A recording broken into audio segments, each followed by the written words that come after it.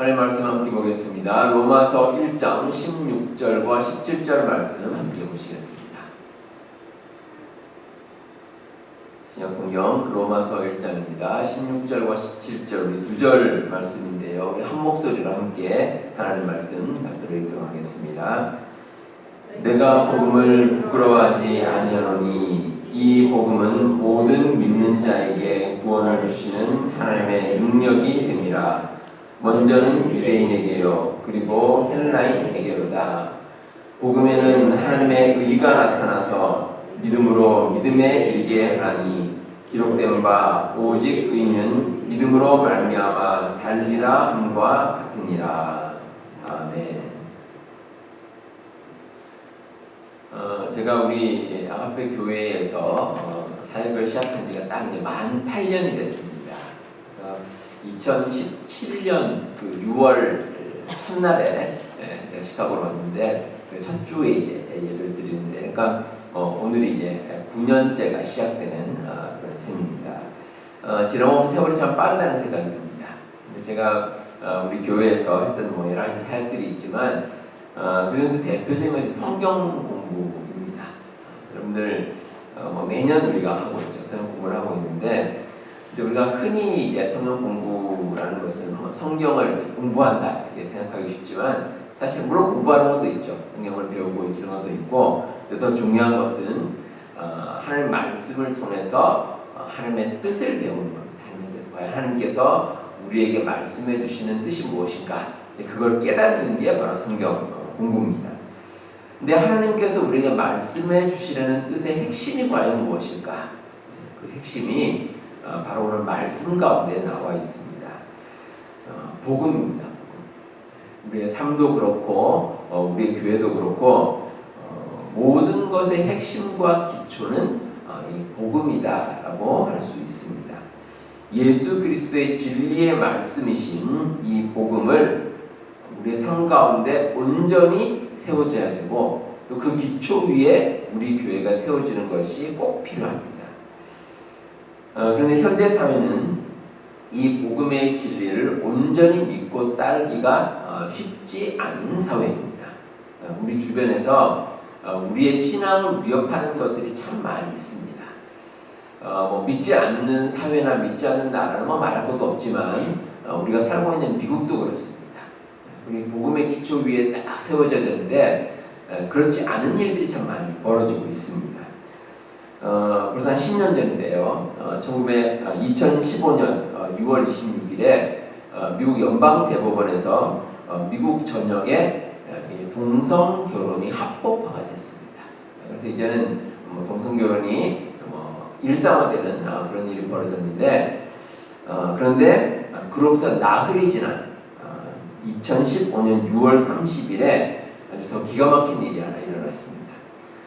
미국 몬태나주에 살고 있는 네이선 코넬이라는 사람이 그 옐로스톤 카운티 지방법원에 신청서를 하나 접수를 했습니다.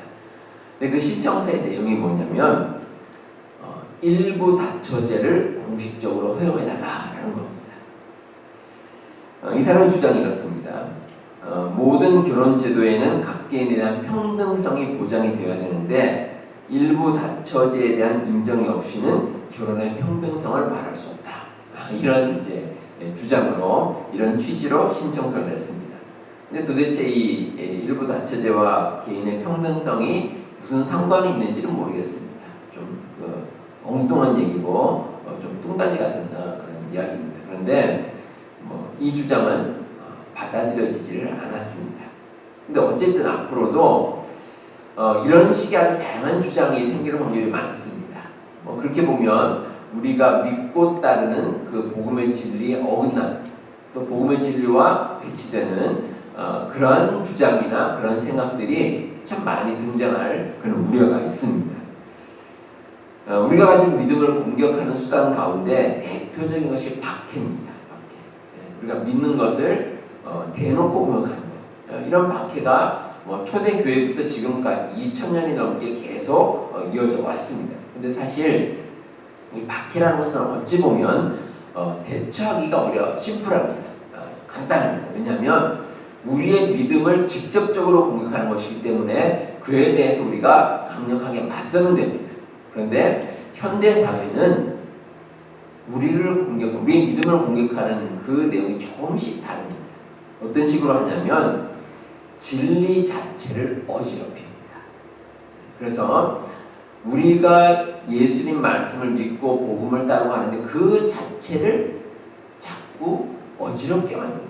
그래서 우리가 진짜 이게 맞는지 틀린 것인지 우리로 하여금 헷갈리게 만듭니다. 그런 식으로 공격한다는 겁니다. 따라서 우리가 신앙을 지키고 또 우리 교회가 올바로 서는 길은 복음의 기초 위에 세워질 겁니다. 다른 무엇보다 중요합니다. 오늘 말씀 가운데 우리 주님께서는 우리에게 복음의 의미와 능력에 대해서 말씀해 주십니다. 자, 그 뜻이 과연 무엇이 있는지 함께 한번 살펴보도록 하겠습니다. 오늘 말씀이 기록된 로마서는 이 성경 가운데 복음에 대해서 가장 잘 나타내고 있는 그런 책입니다. 그리고 로마서 중에서도 복음의 핵심을 가장 정확하게 설명한 것이 바로 오늘 함께 보신 구절입니다. 이 구절 가운데 사도 바울은 복음에 대해서 크게 세 가지를 이야기하고 있습니다. 첫 번째는 내가 복음을 부끄러워하지 않는다라고 기록하고 있습니다. 자, 여기서 우리가 두 가지 우리가 주의 깊게 봐야 됩니다. 내가라는 말이고 부끄러워하지 않는다 말입니다. 내가 부끄러워하지 않는다. 자, 이 말씀을 강조한 이유가 있습니다. 왜냐하면 바울이 살던 당시에 이 복음에 대해서 부끄러워하는 사람들이 많았기 때문입니다. 그러니까 우리 예수님 말씀인 복음을 자랑하지 않았습니다. 자랑하지 않고 이 복음에 대해서 부끄러워했습니다. 근데 이유가 있습니다. 왜냐하면 당시 사회에서는 이 복음이라는 것이 자랑할 만한 것이 아니었기 때문입니다. 그래서 고린도전서 1장 23절에 십자가의 도가 유대인에게는 거리끼는 것이요 이방인에게는 미련한 것이다 이렇게 기록하고 있습니다. 이 십자가로 대표되는 이 복음이라는 것이 유대인이나 이방인이나 누구에게든지 이 자랑스럽게 내세울 만한 것이 아니었다는 겁니다. 왜 그러냐면 약한 것이기 때문에. 약한 것이기 때문에. 오늘 말씀이 전달되는 로마 교회와 마찬가지. 이 로마라는 그 제국이 아주 큰 나라였고 그 나라를 지탱하는 것은 힘이었습니다. 힘, 강력한 힘. 뭐 정치적으로나 사회적으로나 군사적으로 아주 강력한 힘이 지배하는 사회였습니다. 그러니까 힘이 있으면 좋고 힘이 없으면 문제가 있다고 생각을 했습니다. 그런데 이 복음은 어떻습니까? 이 복음이라는 것은 예수님께서 십자가에 달리신 겁니다. 세상 사람들이 보면 아주 약한 겁니다. 힘이 없으니까 십자가에 달렸다라고 사람들은 생각을 합니다. 그렇기 때문에 세상 사람들에게 이 복음이라는 것은 자랑할 만한 것이 아니고 오히려 부끄러워할 것이 바로 이 복음입니다. 그런데 바울은 부끄러워하지 않는다라고 강조하고 있습니다. 오히려 내가 약할 그때에 오히려 강함이니라 이렇게 말씀하고 있습니다. 복음이라는 것은 세상 사람들이 보면 약한 겁니다. 그런데 그 안에 진짜 강한 것이 들어있다는 거예요. 하나님께 주시는 아주 강력한 능력이 그 가운데 있습니다. 바울은 이 복음에 자신의 인생을 걸었습니다. 바울이 다메섹으로 가는 길에 예수님 만났죠. 예수님 만나고 이 복음을 받아들였습니다. 그리고 나서 바울의 인생이 변했습니다. 인생이 변한 정도가 아니라 이 복음에 자기의 모든 인생을 다 맡겼습니다. 모든 걸 맡기고 복음이야말로 내 삶이 존재하는 이유다라고 생각하고 그 복음과 함께 모든 인생을 걸기로 바울이 작정을 했습니다. 이 복음에는 능력이 있기 때문입니다. 우리 사람은 자기가 하는 일에 대해서 확신이 있고 보람이 있으면 그 일을 절대 부끄러워하지 않습니다. 뭐 그런 말 있죠. 직업에 귀천이 없다 이런 말이 있는데 거기는 한 가지 조건이 있습니다. 어떤 조건이냐면 내가 하는 일, 내가 하고 내가 살아가는 그 일에 대해서 확신과 보람을 가졌냐라는 것입니다. 내가 하는 일에 대해서 분명한 확신이 있고 그 일을 통해서 내가 어떤 식으로든지 보람을 느낀다라고 하면 우리는 누구나 내가 하는 일에 대해서 자랑할 수 있습니다. 누구에게든지 자랑할 수 있습니다. 우리 세계에 보면 이제 큰 기업들이 있죠. 큰 기업들 보면 그 기업들이 꼭 하는 일이 있습니다. 좋은 인재를 영입하는 겁니다. 뛰어난 인재를 영입하는데 물론 그 인재를 영입하면 연봉을 많이 줘야 되지만 그래도 그 이상으로 놀라운 일을 해내기 때문에 많은 기업들이 아주 뛰어난 그런 인재를 영입하려고 아주 애씁니다. 세계적인 IT 기업 가운데 여러분들이 잘 아시는 그 애플이라는 기업이 있습니다. 우리가 많이 쓰는 그 아이폰 만드는 그 기업이죠. 아주 유명한 기업인데 이 기업이 한참 이제 자라날 때 1980년대 중반이었는데 그때 이제 그 기업을 이끌던 지금은 세상을 떠났지만 스티브 잡스 이 사람이 존 스컬리라는 사람을 영입하려고 했습니다. 근데 여기서 존 스컬리가 어떤 사람이냐면 그 펩시콜라 잘 아시는 펩시콜라의 사장이었습니다. 근데 이분이 마케팅이 아주 뛰어났습니다. 그래서 그 펩시콜라가 과거에 했던 그 프로그램 가운데 그런 게 있습니다. 그 블라인드 챌린지. 그러니까 이제 눈을 가리고 콜라 맛을 보는 거죠. 그래서 그 중에서 펩시콜라 고르는 뭐 그런 챌린지를 했는데 한국에서도 했습니다. 그래서 저도 예전에 그 길에서 하는 걸 본 적이 있습니다. 그래서 여러 콜라 가운데 이제 펩시콜라를 이제 고르면 그러면 선물도 주고 막 이런 이제 행사들이 있었는데 그 프로그램을 만든 사람이 이 사람입니다. 그래서 나중에는 이제 그 펩시콜라 사장의 자리까지 올랐는데 아주 마케팅이 뛰어난 사람이죠. 그래서 이제 스티브 잡스가 그 존 스컬리를 영입하려고 했는데 근데 넘어가질 않습니다. 우리 회사로 오라 했는데 말을 잘 듣질 않습니다. 그래서 한 번은 스티브 잡스가 자기 이제 집으로 초대를 해서 이것저것 얘기를 하다가 마지막으로 이런 말을 했습니다. 당신은 남은 생애를 설탕물 만드는 데 바치겠습니까? 아니면 나와 함께 세상을 변화시키는 데 한번 바쳐보겠습니까? 이렇게 얘기를 한 겁니다. 그 말을 듣고 마음의 변화가 있는 겁니다. 그리고 이 스컬리라는 사람이 이제 나중에 한 얘기가 내가 그때 그 얘기를 듣고 내 뒤통수를 맞는 느낌이었다. 이런 얘기를 하면서 그리고 나서 아주 애플에서 아주 많은 역할을 감당을 했습니다. 이 복음이라는 것은 죄로 인해 죽을 수밖에 없는 우리를 구원하신 하나님의 은혜입니다. 그래서 이 복음은 우리의 영적인 생명과 같습니다. 우리의 생명이 달린 겁니다. 그래서 우리가 이 복음을 부끄러워할 이유가 없습니다. 우리가 그래서 오히려 부끄러워하는 것이 아니라 많은 사람들에게 자랑하고 복음에 대해서 드러내는 것이 우리가 해야 될 일입니다. 그리고 그 가운데서 하나님께서는 우리와 함께 하시고 우리에게 더욱더 큰 능력을 더하여 주십니다. 여러분들 이 사실을 꼭 기억하시고 영원한 구원의 그 복음의 진리를 널리 전파하시는 우리 성도님들 다 되시기를 바랍니다. 다음으로 복음에는 하나님의 의가 나타난다라고 말씀하고 있습니다. 자, 의롭다는 것은 악하다는 것의 반대말입니다.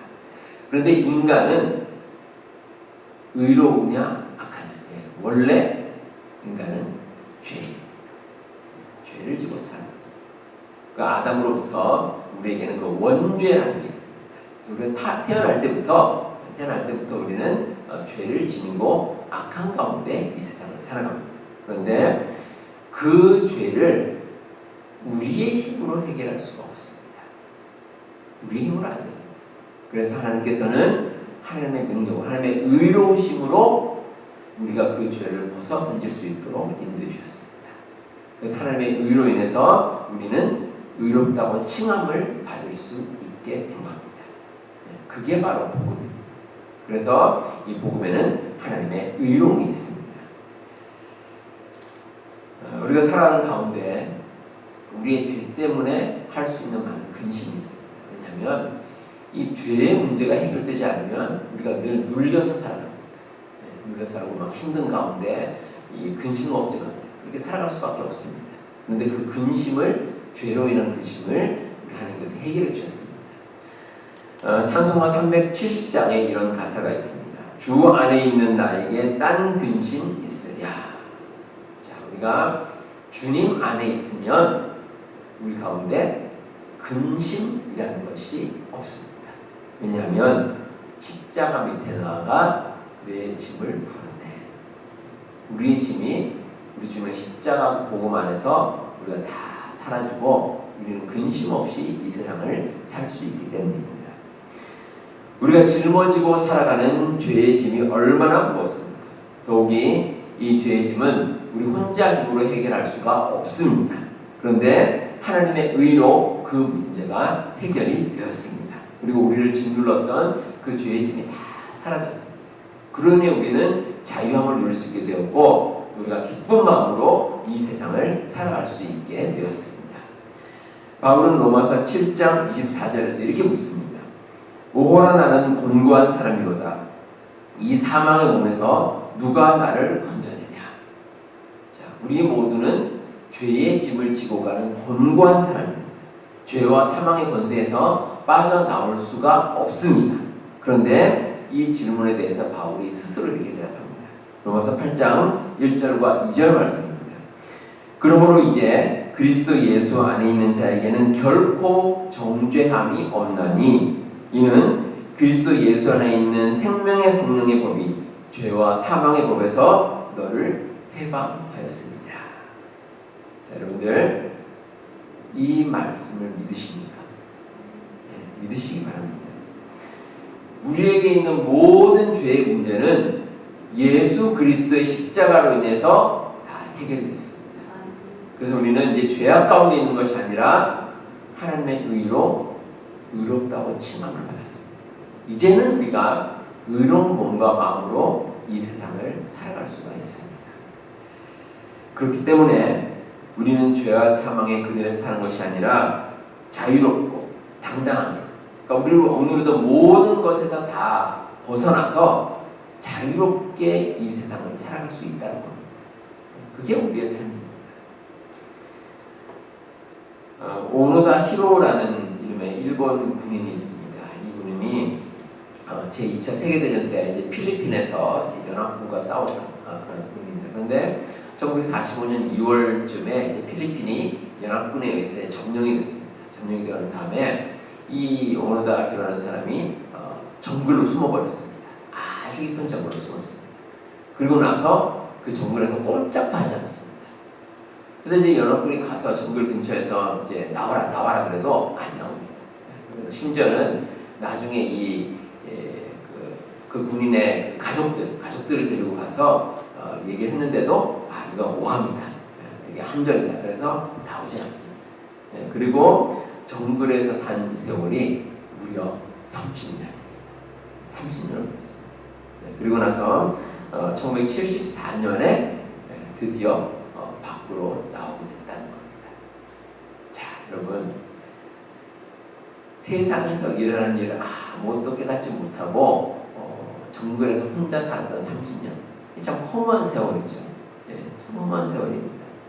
근데 사탄이 이와 똑같습니다. 우리를 죄에 가두어 두는데 어떻게 가두냐면 우리가 진리를 모르게, 하나님의 의를 모르게 우리를 다 묶어둡니다. 그럼 우리가 어떻습니까? 이 진리가 있음에도 불구하고, 세상에 진리가 있음에도 불구하고 우리가 죄의 그늘에 갇혀, 죄의 속박에 갇혀서 그냥 살아가는 겁니다. 아무것도 모르고. 근데 세상 사람들이 그렇습니다. 근데 믿는 사람은 어떠냐면 진리를 합니다. 과연 하나님께서 우리에게 말씀해 주시는 그 복음의 진리를 알기 때문에 우리는 하나님의 의로움 가운데 자유롭게 이 세상을 살아갈 수가 있습니다. 우리를 억눌렀고 우리를 속박하던 그 죄의 문제가 사라지면 우리에게 생기는 게 있습니다. 소망입니다. 소망. 이제는 그냥 억눌려 살아가는 것이 아니라 미래를 생각하면서 우리가 소망 가운데 살아갑니다. 여러분들 그 노숙자들 있죠. 길에서 이제 잠을 청하는 그 노숙자들. 그 왜 그렇게 무기력하게 사는지 아십니까? 미래가 없어서 그렇습니다. 미래가 없어서. 그들에게 가장 힘든 게 미래를 꿈꾸지 못합니다. 근데 반대로 미래가 있는 사람은 용기를 가지고 살아요. 뭔가 꿈을 꾸며 살아갑니다. 근데 우리가 죄의 권세에 눌려 있으면 그러면 우리에게 영원한 미래가 없습니다. 그 죄의 속박에 눌려서 우리가 평생을 살 수밖에 없습니다. 그리고 우리가 죽은 다음에 영원한 생명도 없습니다. 그런데 우리에게 참된 진리가 있고 복음에 있고 하나님의 의가 있으면 그때부터는 자유롭습니다. 우리가 미래를 꿈꾸고 살아갈 수가 있어요. 앞으로 우리의 삶도 마찬가지고 우리가 세상을 떠난 후에도 우리에게 펼쳐진 영원한 나라를 생각하면서 우리가 이 세상을 살아갈 수 있다는 겁니다. 이 복음에 나타난 하나님의 의는 참 놀랍습니다. 하나님께서는 죄악의 굴레에서 벗어날 수 없었던 우리의 모든 삶을 예수 그리스도의 십자가로 의롭게 만들어 주셨습니다. 우리 성도 여러분, 놀라운 하나님의 의를 잊지 마시고 의롭게 변화된 모습으로 이 세상을 담대하게 살아가시는 우리 성도님들 다 되시기를 바랍니다. 세 번째로 이 복음은 모든 믿는 자에게 하나님의 능력이 되십니다. 자, 우리는 복음으로 의롭게 됐습니다. 이렇게 의롭다고 칭함을 받은 사람은 이제부터는 하나님의 능력을 가지고 살아갑니다.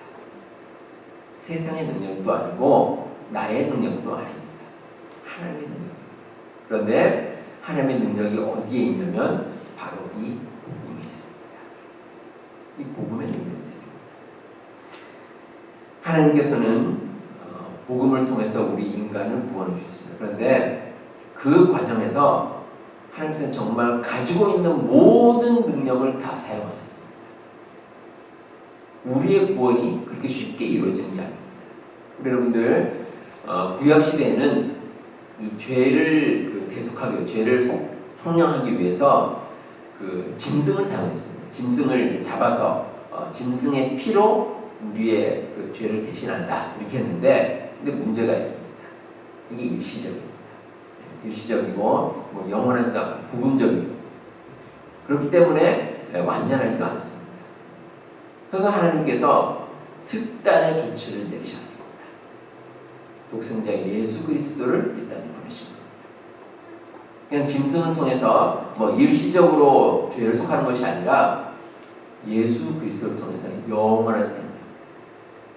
영원한 생명을 우리에게 허락해 주셨습니다. 그런데 그 과정이 쉽지가 않았습니다. 왜냐하면 예수님께서 친히 십자가에 달려야 하셨기 때문입니다. 그러니까 하나님으로서는 하나님이 가지고 계시는 모든 능력을 다 쓰신 겁니다. 모든 능력을 다 쓰셔서 우리로 하여금 죄에서 구원받을 수 있도록 그 길을 열어주셨습니다. 그리고 하나님의 능력이 함께하는 것, 그게 바로 복음입니다. 그래서 이 복음에는 능력이 있습니다. 아주 강력한 능력이 있습니다. 오늘 목사님의 글에서 제가 이런 이야기를 하나 읽었습니다. 그 목사님이 젊은 시절에 이제 사업을 했던 것 같습니다. 평신도로 사업을 하면서 이제 사셨습니다. 근데 이제 그 목사님의 그 어머니가 계신데, 이 어머니가 독실한 그리스도인이 아니라 독실한 불교 신자였습니다. 그래서 그 목사님이 결혼하고 목사님 부인 되시는 분이 그 시어머니죠. 시어머니를 좀 전도하려고 참 애를 썼습니다. 그래서 어머니에게 어머니 교회 이제 다니시고 참 좋습니다 하고 이렇게 전도를 했는데, 그 시어머니가 하는 말이, 아니 이 집안 형편도 어려운데 무슨 교회를 다니느냐 이렇게 이제 자꾸 핀잔을 줬답니다. 이제 그리고 나서 사업이 처음에는 이제 그렇게 잘 되지 않다가 나중에 사업이 잘 되기 시작했습니다. 잘 되기 시작하고 집안 형편이 좋아지니까 다시 그 아내가 이제 시어머니에게 또 이제 전도를 하는 겁니다. 어머니, 하나님께서 우리 집안을 이렇게 잘 되게 해주셨습니다. 이렇게 말하니까 그 시어머니 하시는 말씀이, 아니다, 내가 불공을 열심히 들여서 잘 된 거다. 이렇게 또 얘기를 하는 겁니다. 참 이게 답답한 일이죠. 그런데 시간이 더 지나면서 사업이 정말 잘 되기 시작했습니다. 정말 잘 돼서 이제 큰 집을 살 수 있게 됐는데, 내 아내가 이제 그 목사님에게 얘기하는 겁니다. 그러니까 어머니 집을 먼저 사드립시다. 이렇게 얘기를 했습니다. 그리고 이제 아마 사드린 것 같습니다. 그러자 더 이상 그 어머니가 교회에 대해서 부정적인 이야기를 하지 않았다고 합니다. 그리고 결정적으로 이 어머니가 갑자기 쓰러지셔서 병원에 입원을 하게 됐습니다. 그래서 이제 그 며느리죠, 그 목사님 부인 되시는 분이 아주 간절하게 또 간호를 하고 또 복음을 전하고 그런 가운데 그 어머니가 건강을 회복했고 나중에 예수님을 영접했다고 합니다. 그리고 그분은 이제 목회자로 부르심을 받아서 목회를 시작했다. 이렇게 이야기를 제가 읽었습니다. 우리가 세상을 살아가면서 가장 힘든 것 가운데 하나가 사람의 마음을 변화시키는 겁니다. 이게 참 얼마나 어려운 일인지 모릅니다. 그런데 이 복음에는 능력이 있습니다. 우리가 사람의 말로 누군가를 변화시키는 것은 참 어렵지만 복음의 능력이 그 사람의 마음에 들어가면 그 사람의 삶이 변화됩니다. 예전에 죄악 가운데 있고 또 어두운 가운데 있는 그 사람의 삶이 복음으로 인해서 완전히 변화되는 그런 역사가 일어납니다. 이게 이제 복음의 능력입니다. 복음을 받아들인 사람은 자기의 실존을 하나님 앞에 내려놓습니다. 자기의 모든 삶을 돌아보면서 주여 내가 어찌하오리까 이렇게 고백합니다. 그러면 그 순간에 하나님께서 임재하시고 그 사람 마음 가운데 정말 중요한 믿음을 허락해 주셔서 그 사람의 삶이 앞으로 변화되는 역사가 일어납니다. 이게 바로 복음의 능력입니다. 이런 복음의 능력으로 저와 여러분들은 다 변화가 되었습니다. 그리고 우리가 믿음 가운데 이 세상을 살아가고 있습니다. 복음에는 능력이 있고 그 복음 가운데 사람을 완전히 변화시킵니다. 특별히 예수님께서는 우리와 늘 함께 하신다고 약속해 주셨습니다. 따라서 우리가 믿음 가운데 살아가면 우리가 이 세상을 살아가는 마지막 그날까지 우리 주님께서 능력으로 우리와 함께 하십니다. 그러면 우리는 이 세상을 담대하게 힘있게 용기를 내서 이 세상을 살아갈 수가 있습니다. 우리 사랑하는 성도 여러분, 이 시대는 참된 복음이 꼭 필요한 시대입니다. 우리의 삶에도 필요하고 우리 교회에도 필요합니다. 이 복음이라는 것은 결코 부끄러운 것이 아닙니다. 우리의 자랑이고 또 복음 안에는 하나님의 능력이 있습니다. 그래서 이 복음을 통해서 우리 자신은 물론이고 우리의 교회, 우리 사회, 우리의 나라가 변화되는 그러한 역사가 복음을 통해서 나타납니다.